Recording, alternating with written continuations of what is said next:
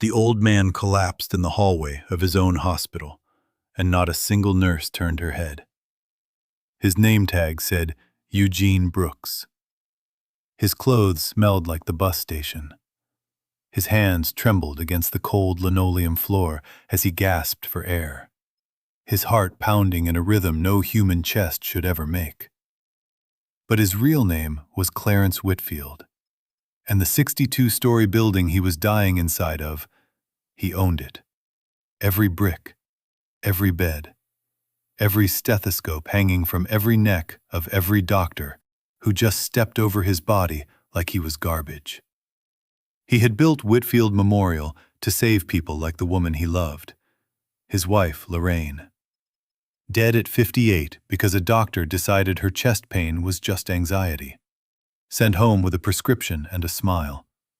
Found cold in her bed the next morning. For 3 years, Clarence tortured himself with one question. If she had been rich enough, would they have listened? So at 71 years old, with a billion-dollar empire behind him and a fake ID in his pocket, he walked into his own emergency room disguised as a poor, uninsured black man, to find out exactly how his hospital treated people who had nothing. For 72 hours, he would be invisible. He would be ignored. He would be dismissed. And in the darkest moment of his life, when his heart was giving out, and the trained professionals he paid millions of dollars a year walked past him like he didn't exist, only one person would stop. Not a doctor, not a nurse. A black woman named Denise Patterson, pushing a mop bucket, earning $15 an hour to clean up other people's mess. And what she did next would change everything. He thought he knew about who really runs a hospital. This is the story of the night a billionaire learned that dignity doesn't wear a white coat. Stay with me until the end, because the twist at 1 hour 27 minutes will break your heart and rebuild it. Clarence Whitfield sat alone in the study of his Buckhead estate, the fireplace throwing shadows across walls lined with photographs of a life most men only dream about. There he was, shaking hands with 3 different presidents. There he was, cutting the ribbon on Whitfield Memorial Hospital in 2004. There he was on the cover of Forbes, arms folded, jaw set. 70 years old and worth $2.8 billion. But the only photograph he ever looked at anymore was the small one on his desk. Lorraine, 60 years old in that picture, laughing on a porch swing in Savannah, her silver hair catching the sunset light. She had been gone 3 years, 4 months, and 11 days. He knew the number because he counted it every morning. Clarence had grown up in Bibb County, Georgia, the son of a sharecropper and a woman who cleaned white folks' houses for pennies. He had built his fortune from a single hardware store in 1974 into a chain, then into commercial real estate, then into hospitals. He had made himself into one of the wealthiest black men in the American South, and none of it had saved Lorraine. She had walked into Whitfield Memorial on a Tuesday afternoon, complaining of chest pressure and shortness of breath. The attending physician, a man Clarence had personally hired, had run a basic EKG, declared it unremarkable, diagnosed her with anxiety, and sent her home with a prescription for lorazepam. 12 hours later, she was dead. Massive coronary event. A blockage that a cardiac catheterization would have caught in 20 minutes. The internal review had used a phrase that Clarence would never forget. Diagnostic dismissal. The doctor had looked at Lorraine, a well-dressed black woman in her late 50s, and decided her symptoms were emotional. He had trusted his gut over her body, and his gut had killed her. Clarence had fired the doctor. He had rewritten the hospital's cardiac triage protocols. He had funded a $2 million diagnostic bias training program. And still, he could not sleep. because a question kept clawing at him in the dark. If the doctors dismissed my wife, a woman with insurance, with money, with a husband who signed their paychecks, then what in God's name are they doing to the ones who have nothing? That was the question that would not let him go. That was the question that led him, on a rainy Thursday evening in early October, to summon his personal assistant, Calvin Reeves, to the study. Calvin was 44, sharp as a razor, and had been with Clarence for 19 years. He was the only man alive who could tell Clarence Whitfield he was making a mistake and still keep his job. "Sit down, Calvin." Calvin sat. "I need you to build me an identity." Calvin's eyebrow lifted a quarter inch. "Sir?" "A whole one. Name, social security, a history that holds up if anybody checks. I want to be a 71-year-old black man from Macon, Georgia. No insurance, no family, recently homeless. I want to walk into Whitfield Memorial as a patient, and I want no one, I mean no one, to know who I am." Calvin was silent for a long moment. He had been expecting many things from this meeting. This was not one of them. "Sir, may I ask why?" Clarence turned the photograph of Lorraine to face him. "Because I need to know, Calvin. I need to know what my hospital actually is.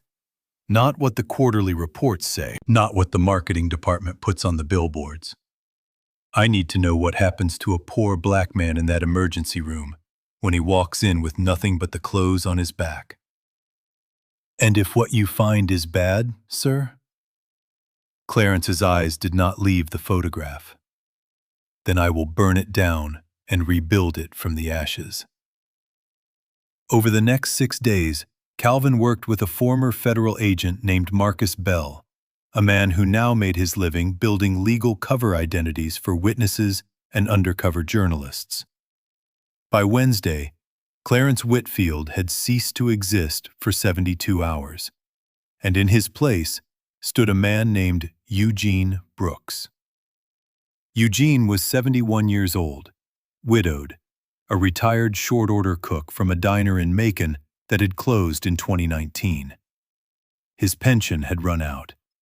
His son had died of an overdose in 2021.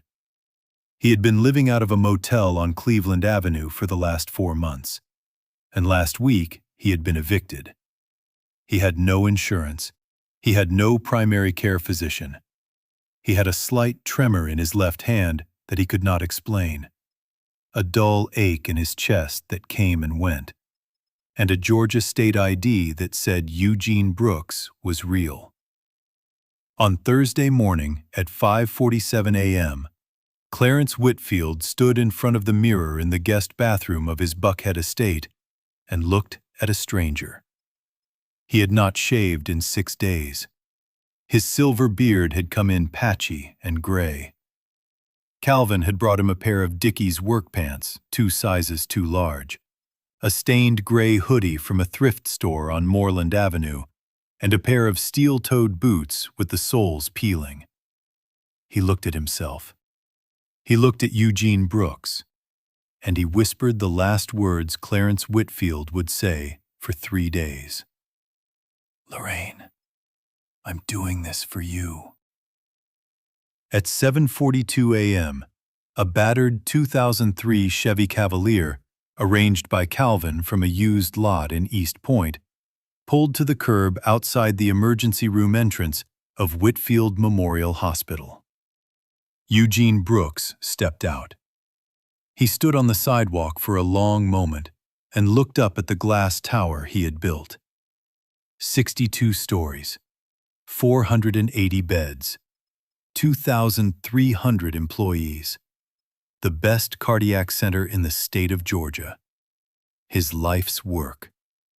From this angle, on this sidewalk, in these clothes, it did not look like his. It looked like a fortress that did not want him inside. He shuffled through the automatic doors. The lobby of the emergency department at 7:45 on a Thursday morning smelled like industrial disinfectant, old coffee, and human anxiety. 23 chairs, 16 of them occupied. A television in the corner playing the local news on mute. A vending machine humming. Eugene approached the intake desk. Behind the desk sat a woman in her mid-30s in navy scrubs. Her name tag read, Brenda Hayes, RN. She was scrolling through her phone. Eugene cleared his throat. Brenda did not look up. He waited. He counted to 15. Ma'am? Brenda finally raised her eyes, and Eugene watched something happen in her face. A subtle recalibration. Her jaw set. Her posture stiffened. Her voice, when it came, was flat. Insurance card. I don't have insurance, ma'am. ID. He slid the Georgia State ID across the counter. She picked it up with 2 fingers, like it was something she did not want to touch. Reason for visit. My chest hurts, ma'am. It's been hurting on and off for about 2 days. And my left hand. It shakes sometimes. I get a little dizzy. Yesterday, I almost fell over on the bus. How long has the chest pain been going on? About 2 days, like I said. On a scale of 1 to 10? Right now, maybe a 4. Last night it was a 7.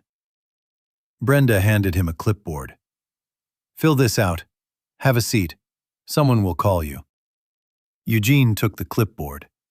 He looked at Brenda for a moment longer, waiting to see if she would look back at him. She did not. He shuffled to a seat in the corner by the vending machine and began to fill out the forms. He wrote them slowly, in the shaky handwriting of a 71-year-old man. He listed no allergies. He listed no medications. He listed no next of kin. He handed the clipboard back to Brenda at 7:58 a.m. At 9:14, he was still sitting there. At 10:32, he was still sitting there. He watched a young white woman in yoga pants walk in with what she described as a migraine. She was called back in 11 minutes. He watched a middle-aged white man in a business suit come in, complaining of a sprained ankle. He was called back in 19 minutes. He watched a young black woman in scrubs, probably an off-duty medical worker herself, come in with abdominal pain. She was called back in 28 minutes. At 11:47 a.m., after 3 hours and 49 minutes in the waiting room, Eugene Brooks, a 71-year-old black man reporting cardiac symptoms, was finally called back. The nurse who took his vitals was named Kimberly. She was polite in the way that customer service representatives are polite. Efficient, distant, entirely uninterested in the human being in front of her. Blood pressure, 168/102. Heart rate, 96, irregular. Oxygen saturation, 94%. Have you eaten today, Mr. Brooks? No, ma'am. When did you last eat? Yesterday, around noon. She wrote this down. She did not offer him food. The doctor will be with you. She left. Eugene sat on the edge of the exam table in a curtained-off cubicle for 1 hour and 18 minutes. At 1:23 p.m., the curtain parted, and Dr. Raymond Cross stepped in. Dr. Cross was 47, white, tall, with the kind of Ivy League posture that Clarence recognized instantly. He was reading a tablet. He did not look up. Mr. Brooks, chest pain, 2 days, comes and goes. Tremor in the left hand. Any history of heart disease? Not that I know of, doctor. Diabetes? No, sir. Do you use drugs? Cocaine, methamphetamine? The question landed like a slap. No, sir. I've never used drugs in my life. Alcohol? A beer now and then. Not for years. Dr. Cross tapped his tablet. He still had not made eye contact. We're going to run a basic EKG and some labs. In the meantime, I want you to understand that a lot of chest pain in men your age with your lifestyle turns out to be gastrointestinal or musculoskeletal. Anxiety is also very common. Have you been under stress? Eugene almost laughed. Some, doctor. Yes. Right. Well, we'll get the workup done and go from there. Dr. Cross left the cubicle. He had spent 4 minutes and 12 seconds with the patient. He had not touched him. He had not used a stethoscope. He had not asked about family history. He had not asked about the tremor. Eugene sat on the exam table and closed his eyes. He thought of Lorraine. He thought of what she must have felt, sitting on a table just like this one 3 years ago, being told by a man with a stethoscope around his neck that her chest pain was in her head. For the first time in 3 years, Clarence Whitfield began to cry. He did not cry loudly. He did not sob. 2 tears rolled down the cheeks of Eugene Brooks and vanished into the gray of his stubble. And no one saw them, because no one was looking. Denise Patterson was 46 years old. She had worked at Whitfield Memorial Hospital for 11 years, 3 months, and 16 days. She earned $15.40 an hour. She worked the day shift on the emergency department floor, which meant she cleaned up blood, vomit, urine, feces, and worse, 6 days a week. She had 2 sons. Marcus, 23, who worked at a warehouse in Forest Park and who she saw twice a month, and Tyrone, 15, who had been diagnosed with sickle cell disease when he was 4 years old. Tyrone was the reason Denise Patterson had never missed a shift in 11 years.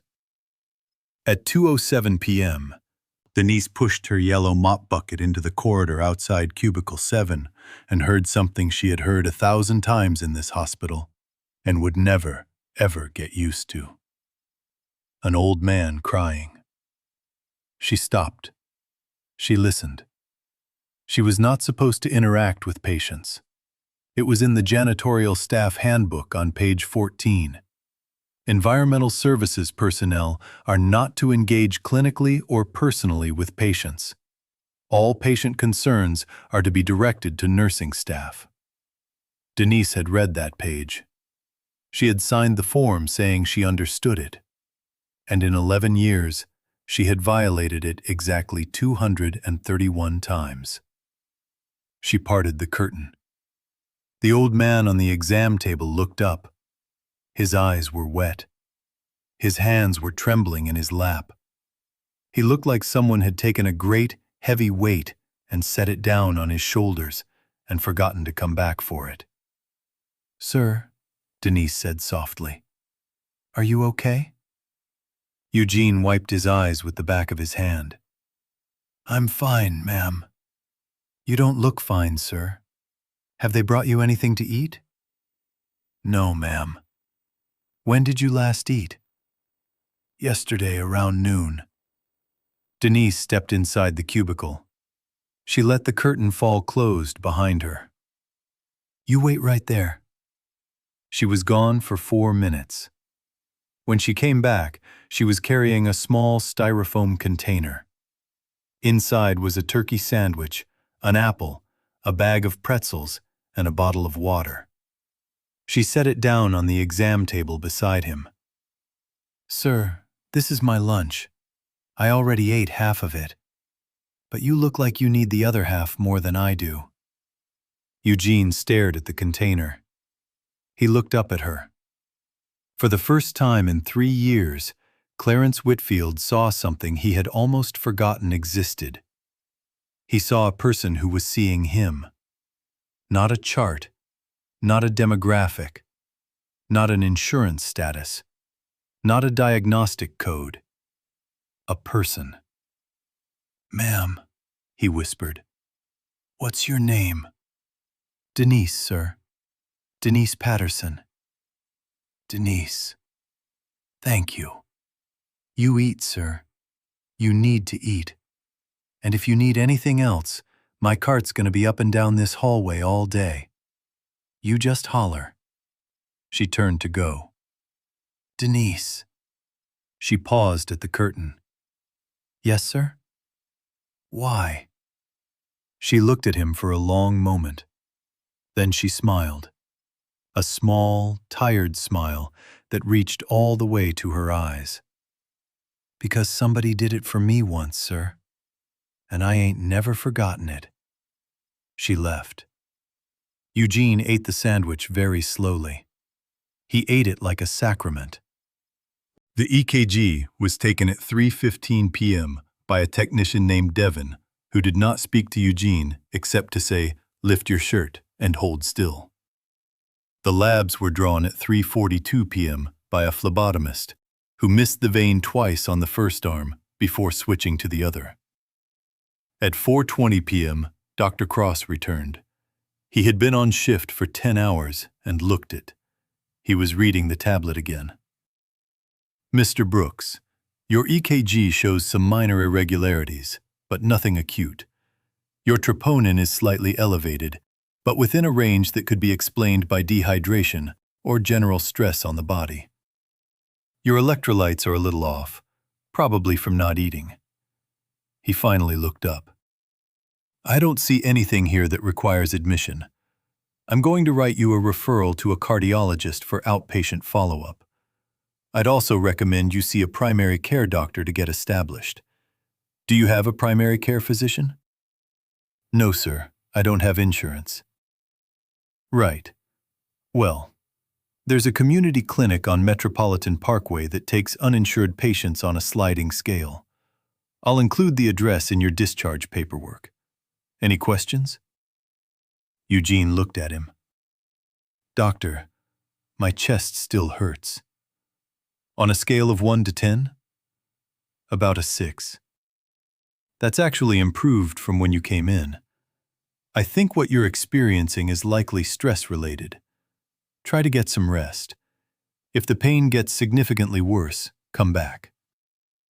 "Doctor, my hand is still shaking." Dr. Cross glanced at Eugene's left hand. "Tremors are common as we age. A neurologist can evaluate it outpatient. It's not an emergency." He tapped his tablet twice. "Discharge paperwork will be ready in about 30 minutes. Take care, Mr. Brooks." He was gone. Eugene sat on the exam table. He thought about the referral to the community clinic on Metropolitan Parkway. He knew, because Clarence Whitfield had personally reviewed the report 6 months ago, that the wait for a new patient appointment at that clinic was between 4 and 6 months. He thought about the referral to the cardiologist. He knew that no cardiologist in the Whitfield network accepted uninsured self-pay patients for outpatient follow-up. He thought about what Dr. Cross had just done. Dr. Cross had not denied him care. Dr. Cross had followed the letter of the law. He had done an EKG, he had drawn labs, he had made a diagnostic assessment, he had provided referrals. Dr. Cross had committed no violation. And Eugene Brooks was being sent back onto the street with a heart that was not right, a hand that was shaking, and 2 pieces of paper that led to doors that would not open. The system does not deny you care, Clarence thought. It just makes care so difficult to access that the denial happens on its own, quietly, without anyone having to take responsibility for it. He sat there with that thought. And then, at 4:47 p.m., his chest exploded. It felt like a horse had kicked him in the sternum. The pain radiated up his neck and down his left arm. His vision blurred. His heartbeat, which had been irregular all day, suddenly went into something wild and chaotic, a fluttering, uncontrolled rhythm that he would later learn was atrial fibrillation with rapid ventricular response. He tried to call out. He could not get the air. He slid off the exam table. His legs would not hold him. He staggered through the curtain into the hallway, one hand clutching his chest, the other reaching for the wall. 2 nurses walked past. Neither one stopped. He tried to speak. What came out was a wet, gurgling sound. He took 3 more steps and went down onto one knee, then onto both, then forward onto his hands. A doctor walked past. Different doctor. Blue scrubs. He looked at Eugene on the floor. He kept walking. Eugene lowered himself the rest of the way down onto the cold linoleum. His cheek pressed against the floor. He could see the wheels of a gurney in the distance. He could see feet. He could see a discarded surgical mask. He could not move. This is how she died, he thought. This is exactly how Lorraine died. Alone. Ignored. In a room full of people who could have saved her. This is my hospital. This is my hospital, and it is killing me. He closed his eyes. He was ready. Then he heard the wheels of a mop bucket. Denise Patterson had just finished cleaning cubicle 9 when she rounded the corner and saw a body on the floor. She had seen bodies on the floor before. Drunks, overdoses, old folks who had fainted. It happened. But something about this one made her stop. She knew this man. It was the old gentleman from cubicle 7, the one who cried, the one she had given her sandwich to. "Sir?" He did not answer. "Sir!" She dropped to her knees beside him. She rolled him gently onto his back. His lips were blue. His eyes were open but unfocused. His chest was heaving in a way she recognized instantly, because she had seen it in her own son Tyrone during 3 sickle cell crises. This man was dying. Denise stood up. She did not scream. She did not panic. She walked, with the calm authority of a woman who had been navigating hospital hallways for 11 years, straight up to the nurses' station where Brenda Hayes was, once again, on her phone. "I need a doctor at cubicle 7, right now." Brenda did not look up. "Denise, I'm on break." "You are not on break. You are on the clock, and there is a man on the floor outside cubicle 7 having a heart attack. I need a doctor right now." Brenda looked up, annoyed. "Denise, I have told you before, you are not qualified to make medical—" Denise slammed her hand down on the counter so hard that Brenda's coffee jumped. "Get a doctor. Now!" Something in her voice made Brenda finally listen. She stood up and looked over the counter. She saw Eugene on the floor. She saw his lips. She saw his eyes. She hit the code button. The overhead speaker crackled to life. "Code Blue, Emergency Department, Cubicle 7. Code Blue, Emergency Department, Cubicle 7. Within 90 seconds, 7 staff members were around Eugene Brooks. A crash cart appeared. Somebody cut off his hoodie. Somebody attached defibrillator pads to his chest. Somebody started an IV. Denise stood back against the wall. She watched them do, in 90 seconds, what they had not been willing to do in 90 minutes. She stayed. She stayed until they had him stabilized on a gurney with an oxygen mask over his face and an IV drip running into his arm. She stayed as they rolled him toward the cardiac care unit on the 4th floor. Just before they took him through the double doors, Eugene Brooks reached one trembling hand out from under the sheet. His eyes found hers. His fingers curled once, weakly. "Thank you. Then he was gone through the doors. 2 hours later, Denise was mopping the floor in the same hallway where Eugene had collapsed.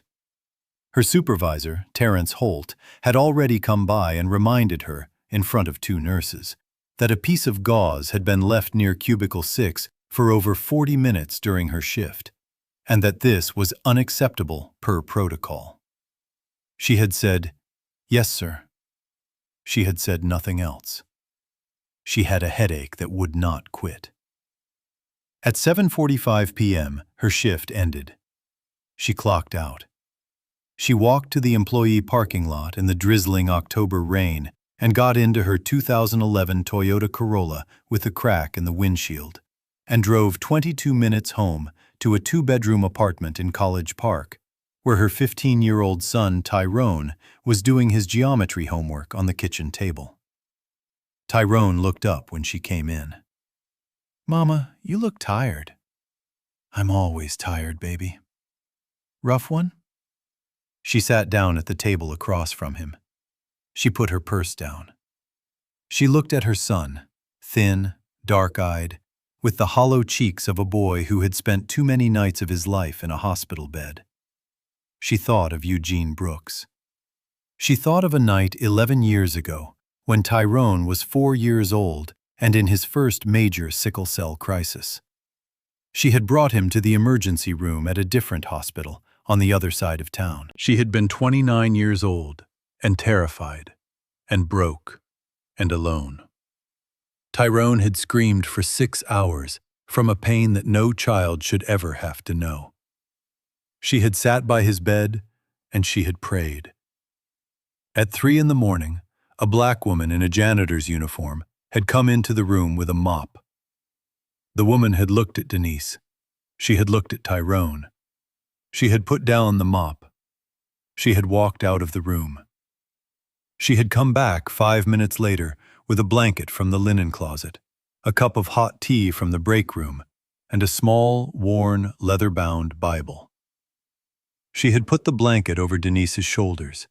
She had put the tea in Denise's hand. She had set the Bible on the bedside table. She had said, "Baby, I don't know what's going on with your boy, but I know God does. And I know you ain't alone in here.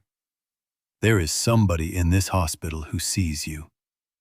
Then she had picked up her mop and walked out. Denise had never learned her name. She had never seen her again. But she had promised herself, in that hospital room at 3 in the morning 11 years ago, that if she ever got the chance to be that woman for somebody else, she would take it. Every single time. She looked across the kitchen table at Tyrone. "Rough one," she said. "You want to tell me about it?" "Not tonight, baby. Tonight I just want to sit here with you." Tyrone smiled. "That works for me, Mama." Clarence Whitfield woke up at 6:12 a.m. the next morning in a private room on the 8th floor of Whitfield Memorial Hospital. Calvin Reeves was sitting in the chair beside the bed. Clarence looked around the room. He saw the machines. He saw the IV. He felt the soreness in his chest where they had shocked him. "Calvin." "Sir?" "Welcome back." "How bad?" "Cardioversion at 1742 last night. Atrial fibrillation with rapid ventricular response. They caught it just in time. The cardiologist, Dr. Menendez, the good one you hired last year, she says another 10 minutes on that floor and you would not be here." Clarence closed his eyes. "Sir, nobody knows who you are yet. Do you want me to—" "No." "Sir?" Clarence opened his eyes. His voice was hoarse but steady. "Not yet. I want to see them, Calvin. All of them. I want the full personnel file on Dr. Raymond Cross. I want the security footage from every hallway I was in for the last 24 hours. I want the intake logs. I want the wait times. I want everything." "Yes, sir. And, sir, What? The woman. The cleaning lady. Denise Patterson. Clarence's jaw tightened. What about her? Sir, I have already reviewed the footage. She is the reason you are alive. Clarence stared at the ceiling for a long time. Calvin. Yes, sir? Pull her personnel file too. Everything. And find out about her son. Her son, sir? She has a son, Calvin. I heard her say it under her breath when she was trying to save my life. She said, "Not another one. Not another one like Tyrone." Find out who Tyrone is. Calvin nodded. He left the room. Clarence lay in the bed of the hospital he owned, in the cardiac care unit he had built with his own money, and he wept for the second time in 3 years. But this time he was not weeping for Lorraine. He was weeping for a black woman named Denise Patterson, who had earned $15.40 an hour to save the life of a man she thought was homeless, because a stranger had once done the same for her. 3 weeks later, Denise Patterson came to work on a Monday morning and was told to report to the executive floor on level 62. She had never been to level 62 in 11 years. She rode the elevator up in her janitor's uniform, her hands folded in front of her heart pounding. She was sure she was being fired. She had probably left another piece of gauze somewhere, or Terence had finally decided to write her up for the 232nd time she had spoken to a patient. The elevator opened onto a long hallway lined with mahogany. At the end of the hallway was a set of double doors. The doors opened. Behind a massive desk sat a man in a charcoal gray suit, his silver hair neatly combed, his beard trimmed clean. His eyes met hers. She knew him. Not from his suit, not from his desk, not from the nameplate that read Clarence Whitfield, founder and chairman. She knew him from the tremor she had steadied on a hospital floor. She knew him from a sandwich shared in a curtained cubicle. She knew him from the fingers that had curled weakly under a sheet as they wheeled him through double doors. Her hand went to her mouth. "Ms. Patterson," Clarence said softly, "please, sit down." She sat. "I owe you my life." She could not speak. "I owe you more than my life. I owe you every truth I have been avoiding for 3 years. I built this hospital to save my wife. It did not save her. And it did not save the man I pretended to be either. It was going to let that man die on a hallway floor. You were the only one who stopped." "Sir, There's more, Ms. Patterson. I know about Tyrone. I know about his sickle cell. I know that you have not missed a shift in 11 years because you cannot afford to. I know your medical bills. I know your rent. I know everything." Denise's eyes were shining now. "Effective immediately, Tyrone's care is fully covered by a private trust in his name for the rest of his life. Every specialist, every hospitalization, every medication, every experimental treatment anywhere in the world." She put her hand over her mouth. "Effective immediately, you are no longer an employee of Environmental Services. You are the Director of Patient Dignity at Whitfield Memorial Hospital, a new position I created for you last Tuesday, with a salary of $140,000 a year and full benefits. Your job will be to train every doctor, every nurse, every technician, and every intake clerk in this building on what it means to see the person in front of them. You will report directly to me. You will have the authority to shut down any department in this hospital that you determine is failing that standard." She was crying now, silently, openly. "And Ms. Patterson." "Yes, sir?" The cleaning lady who came into your son's room 11 years ago. The one with the tea and the blanket and the Bible. My people found her. Her name is Ms. Ida Mae Franklin. She is 78 years old and living in a small house in Douglasville with a leaking roof and a mortgage she can no longer pay. Denise gasped. The roof is being repaired this week. The mortgage was paid off yesterday. And she is invited to your first day here, 1 week from tomorrow, if you would like her to be. Denise Patterson put her forehead down on the edge of Clarence Whitfield's desk, and she wept. And Clarence Whitfield stood up, walked around the desk, and put his hand, steady now, no tremor, on her shoulder. You saved me, Denise, he said.